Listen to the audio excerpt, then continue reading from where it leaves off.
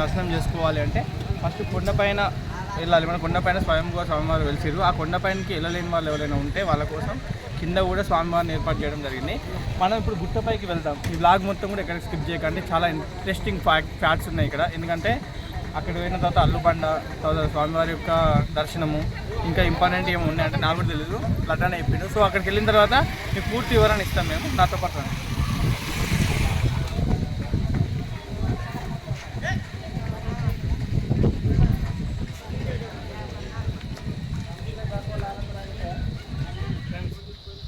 లడ్డన్నాను. మెట్లు ఎంత దూరం ఉంటాయి అన్న అని అడిగిన.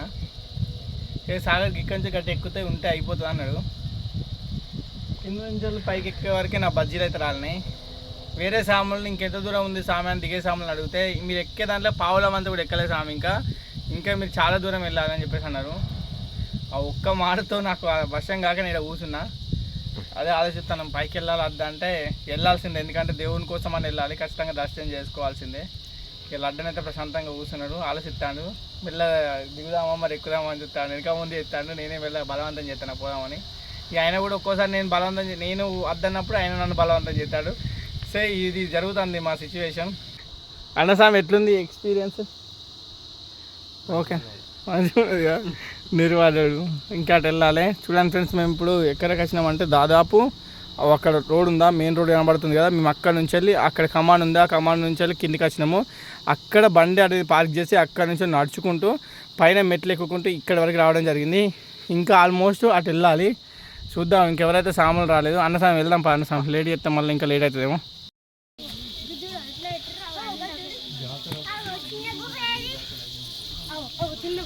అన్నస్వామి దేవుని దగ్గరికి వచ్చినాక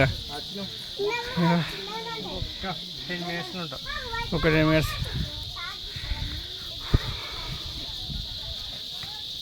కోతులు అయితే బాగానే ఉన్నాయి స్వామి. ఇక్కడ కూడా నేను కోతులు ఎక్స్పెక్ట్ చేయలే ఉంటాయని, కానీ కోతులు కూడా ఉన్నాయి. పాపం వాటికి ఆహారం ఎట్లా వస్తుందేమో. చెట్లు అయితే బాగానే ఉన్నాయి.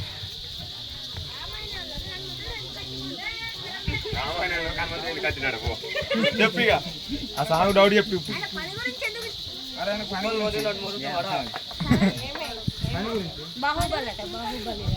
అంటే గదికి మళ్ళీ ఫోన్ పిల్లగానికి మర్చిపోతే పిల్లగానికి నైట్ కూడా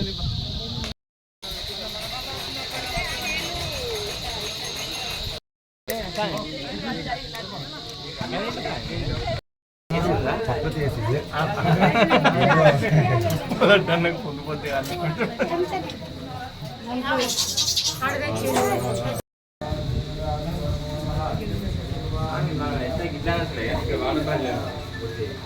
నా బాట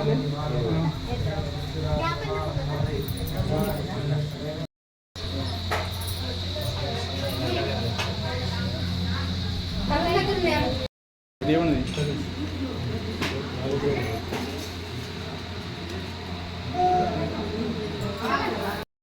నీ కోరిక నేనే ఒకసారి లేవట్టిగా గట్ల కాదు స్వామి, గట్లా ఫస్ట్ నేను ఇట్లా అలవాటుకుంటాను. ఓకేనా? తండ్రి లక్ష్మీ నరసింహ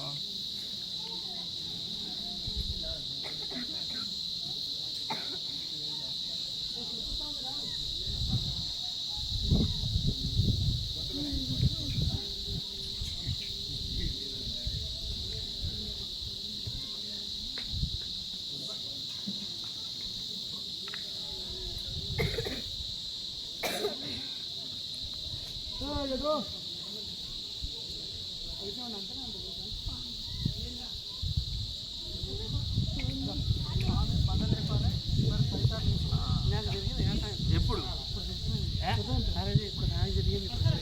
అవునా? ఎవరు తిరిగింది?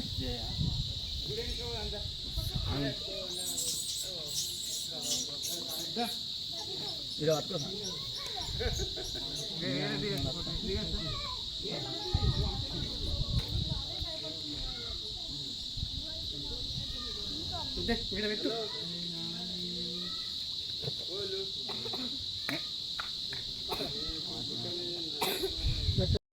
ఇప్పుడు మా ధీరుడు మా సూర్యుడు మా లడ్డన్న స్వామి పట్టబోతున్నాడు.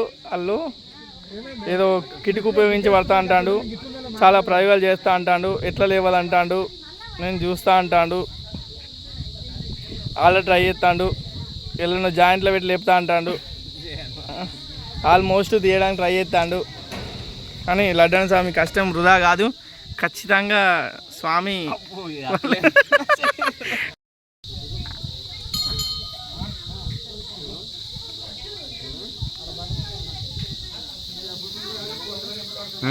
Okay start.